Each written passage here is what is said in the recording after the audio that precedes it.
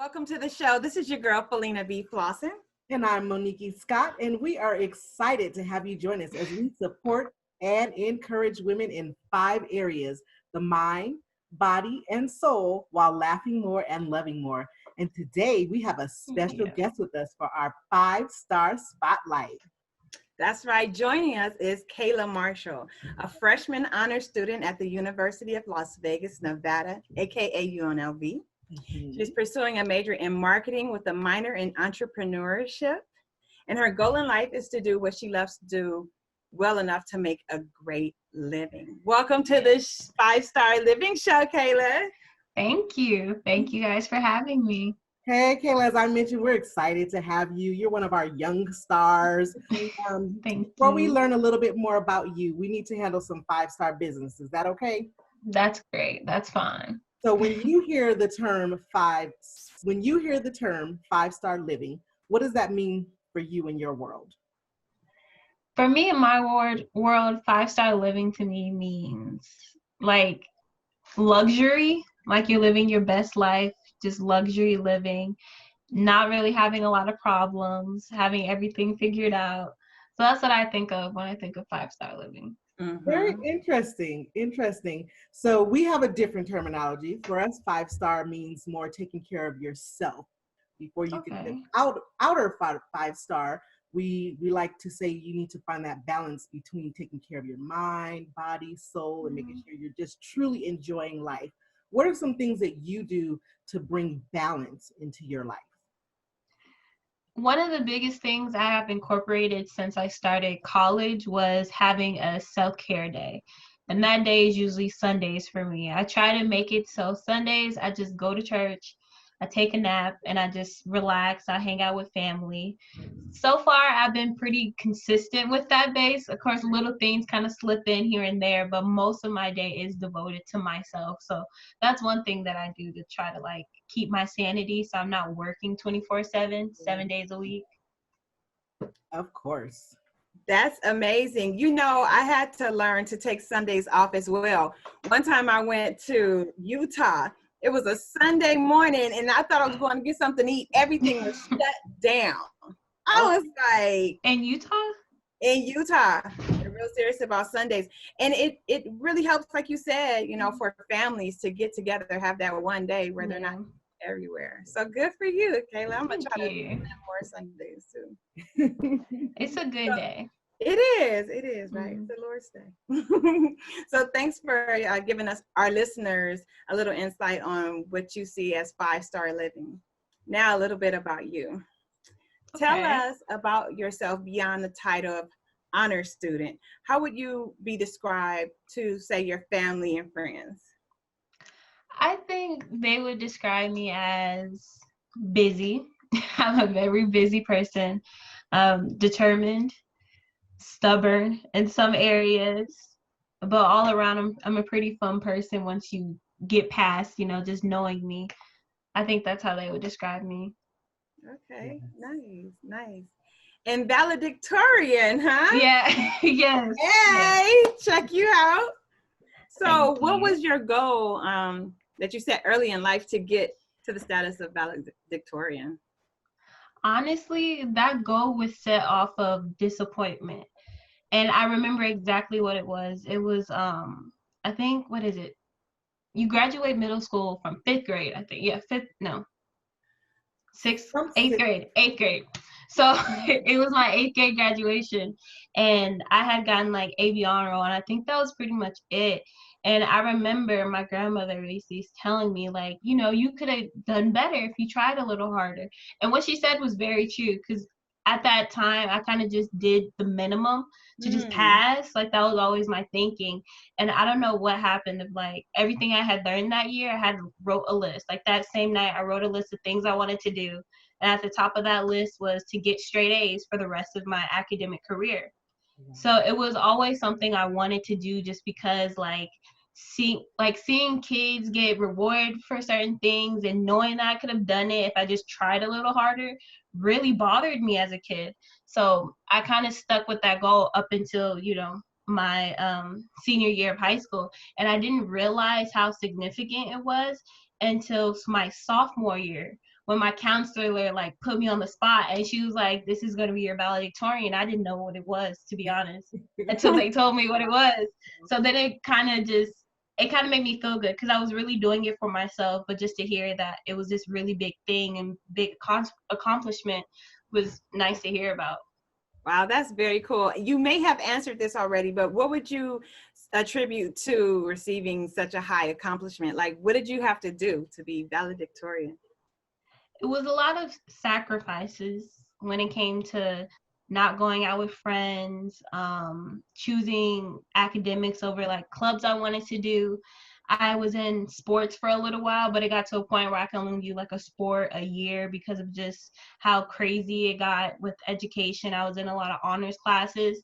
So it did kind of make me choose, you know, kind of like friends over myself and my own goals, because sometimes they would go out and I wouldn't be able to go out, or sometimes they'd be in this other class, but I wanted to take this class to help my GPA. So it kind of just separated the two a little bit, which I think helped a lot for me because it helps me separate, you know, business from friends now.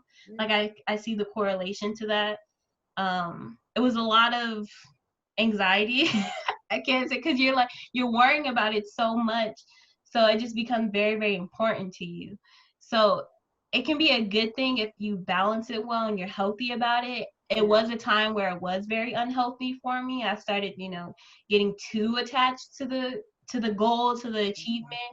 But once I got a handle on it and it became healthy again, it became good for me. But it was a little hard kind of figuring out what was so important about it and what wasn't. Wow, cool. I can imagine. Yeah. A's, top of the class. That is just congratulations again. I know we Thank you. congratulated you publicly, but congratulations again and again and again, because that is quite an accomplishment. You know, one of the reasons why we wanted to have you on the show is to get a younger woman's view on 5-star living, you know, taking care of the mind, body, and soul. Starting with the mind, is there anything that you particularly do to keep your mind in check? Keeping my mind in check, I would say listening to music is probably one thing that I kind of space out with. I don't have, my car is a PT Cruiser, so the radio doesn't work. So I love taking like long drives and listening to music in my AirPods. Like that's always a way for me to like zone out, and I'll just be singing music and listening to music. Same thing when I take the shuttle to school. That's always been my thing. Music has always been a really good thing for me, especially with working out, things like that. It helps as like an escape. I'll start thinking of other things, maybe performing the songs. Like it's a way for me to step out of myself for a moment. Wow, that's awesome. Now, what about your body? You mentioned self-care. Sunday. What do you do on a regular basis for your body? Honestly, I don't really do anything on a regular basis for my body, I feel like. And I think that's one of the things I'm lacking in.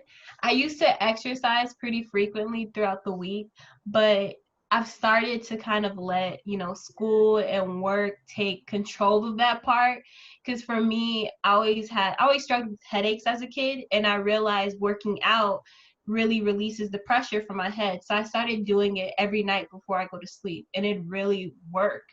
But recently, you know, I've let stuff take that over, so I haven't really been taking care of my body like I should, especially with the food I eat. I've kind of been, you know, a little lax on that. So all right, so how are we gonna get that back on the list? I'm gonna try. I'll try with you.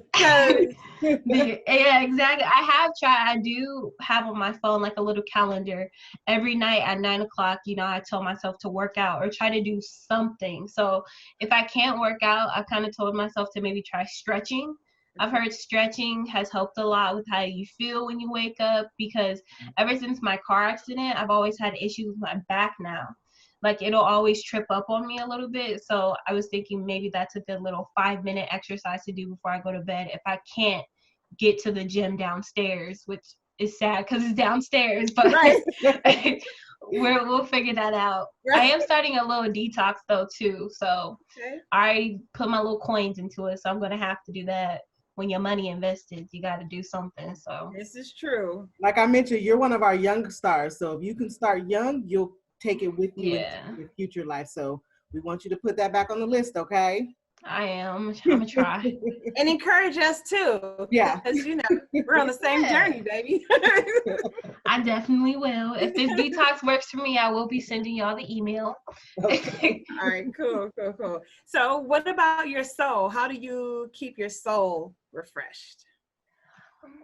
When I think about soul, of course, I think about spirituality. So I think about my religion. I have tried since I am older. I'm 18. And when you're 18, you can make your own decisions if you want to go forward with your religion you've grown up with. And I have accepted that. I've accepted God into my life. So I have been trying to be more cognizant of my relationship with him. So I have tried to pray a little bit more because, you know, as a kid, you pray when you eat, you pray when you go to bed. And those are things I've kind of slipped up on that I didn't realize were so important. So instead of in times of like need for him, I've tried to do it when I don't really need him, if that makes sense. Because a lot of people call on God when they just need something from him or when something really, really good happens. I've been trying to kind of do this thing like in the morning. I try to pray to God in the morning instead of giving him the last of my day. I've heard that from somebody. I can't remember where I heard it from, but it just made a lot of sense. Like, why don't you just thank him for waking you up in the morning and pray to him then instead of giving him the last of your days? Because most people just knock out and go to sleep, which is something I was doing. Right. So I try to do that. And like I said, Sundays are my day. So I'll go to church on Sundays with my mom and really try to pay attention to what's being taught instead of just sitting there and listening. So those are things I've been trying to incorporate to get my soul a little stronger in my relationship with God. And maybe, you know, once I figure everything else out, getting more involved in the church as well. But that's future stuff once I get the hold of everything else. That's awesome. Kayla, you are such an amazing woman. You're going after your goals. And there are some women out there that are in your same age category, but they may have children, right? Yes. And these people are watching, right? So what would you say to that person around your age if they lack courage to move towards their dreams? What would you say to them? I would say to them, think 5 years from now, if you're going to regret it or if you're going to be okay with where you're living right now. Because I feel like when people get stuck in the rut, they can't see past anything but themselves, which is understandable because you're just there. But if you try to visualize yourself in a better situation, it's kind of like weighing out your pros and cons. I find that helps me with a lot of decisions I make. Are you okay being here for the rest of your life, or do you see yourself doing something else? Is it really going to be that hard to go to school, or do you just not want to do it? Or are you afraid to do it? Okay. So it's one of those things where I would tell them to really sit down with themselves and ask you, what's really holding you back? Are you just scared? Do you not have the resources? Do you not care? Because some people don't care, and I've met a lot of people who just don't care, and that's okay if you don't care. But what's the real reason? You can't just blame everybody else but yourself. So those are the questions I would ask. Even if, you know, you do have a kid or anything like that, you have to think about them at this point. So are you going to be okay raising your kids like this, or do you want to be this type of person for them? Yeah. So it's really just posing the question. Great advice. That's right. Making them think further ahead than just today and then in the moment that they're living in. Right. Your bio mentioned you wanted to be able to make money doing what you love to do. So at this point, what is it that you love to do, Kayla? At this point, I feel like my passion is really in making things better. And it's very vague, but when it comes to figuring things out, making systems better, organization, administration work, even in marketing, you kind of do have to do a little bit of analysis of what's going on in that business and what you can do to help promote them. So I've always been really interested in like puzzles and figuring things out and how I can do this and how I can help things. And the internship I got really has helped me realize that I'm good at that type of thing and I like it.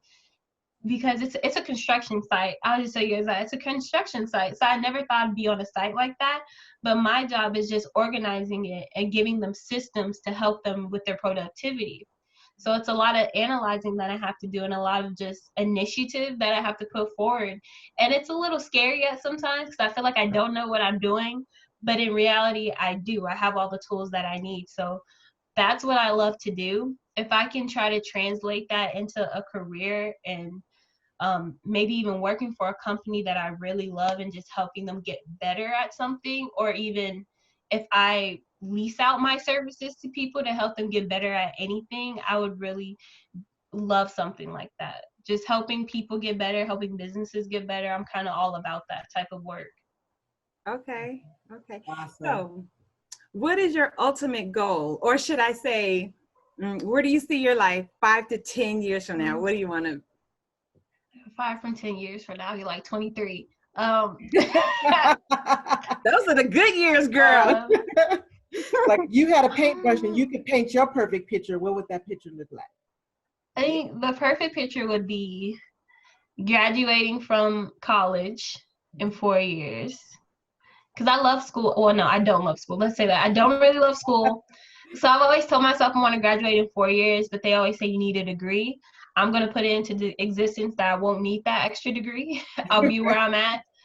In 4 years, I'll be graduated in my own little condo. Right?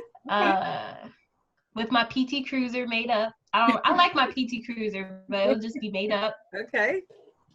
Working for a company that I'm invested in that has the same goals that I do, and with healthy relationships. I'll have a good set of healthy relationships. Yes.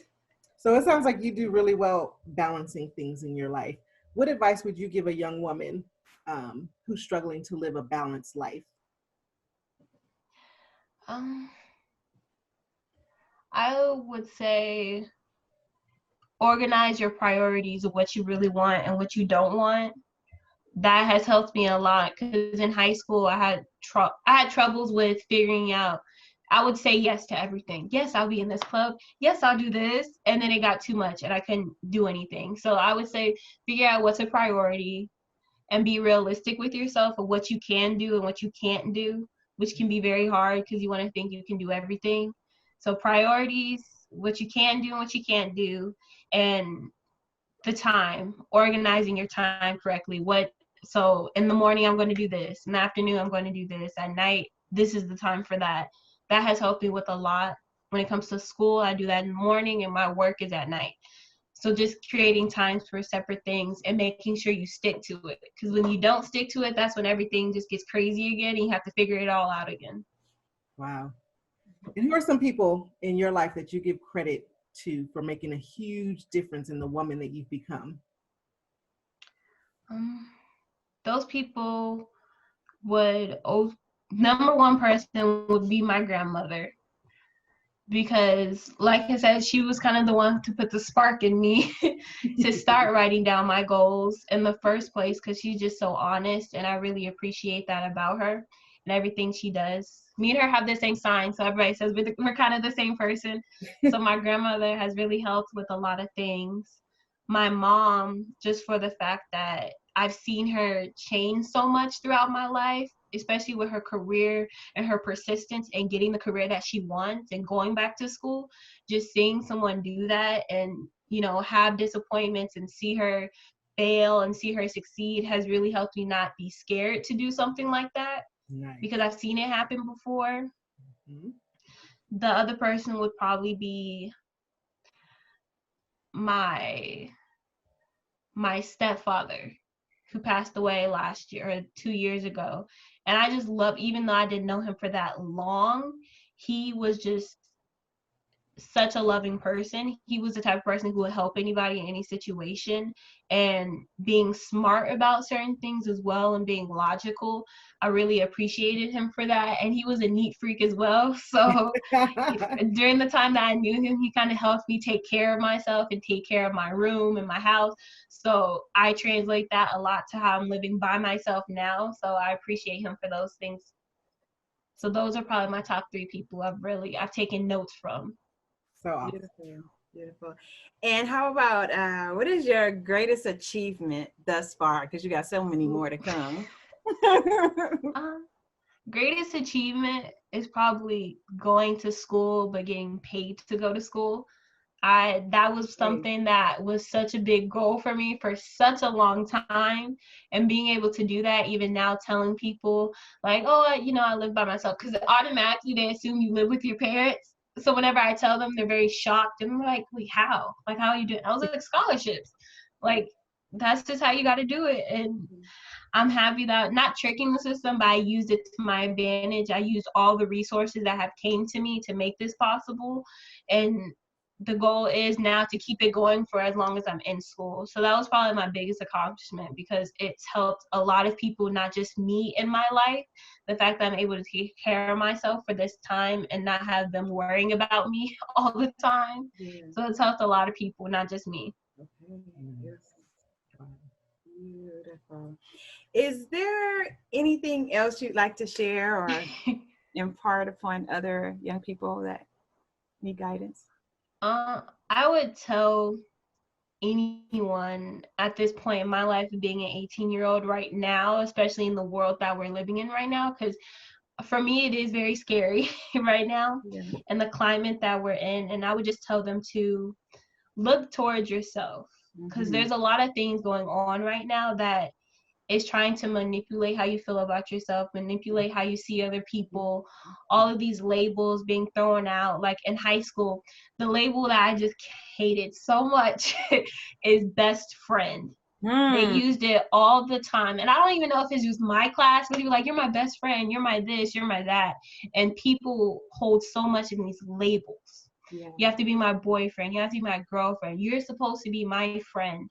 And so I would just tell people at my age, don't focus on the labels. Focus on what that thing really is. See it for what it is. Don't see it for what it calls itself. That can confuse you in a lot of ways. You'll be like, oh, I thought you were supposed to be this, but you're not. And I find myself struggling with that now. So I'm happy now that I'm seeing it. So anybody stepping into my shoes right now, just watch out for them labels everywhere. Wow. You are deep, girl. You are deep. You better say that.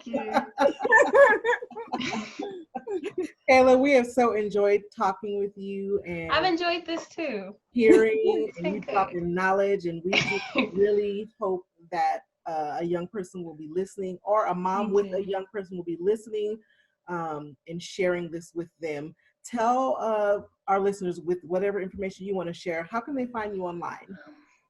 Online, you guys can primarily find me on Instagram. That's the only thing I really know how to use. My Instagram name is @_ Issa ISSA _KAY _KAY_. And it'll say my name, Kayla Marshall. Awesome. Okay. Nice. Wow. Thank you so much. We've come to an end. Thank you for having me. One more time. I know. We ended it with our sweet Kayla. Hey, so we want to thank you for listening and joining us on this 5-star day. We believe in you, and we believe that you will have a 5-star day starting right now. Right now. We know that you could have been anywhere, but you chose to be right here with us. So for that, we thank you. And we look forward to seeing you online on Facebook, 5-Star Living Show, and joining the 5-Star Living Show Inner Circle Accountability Group, because we want you to laugh more and love more while taking care of your mind, body, and soul.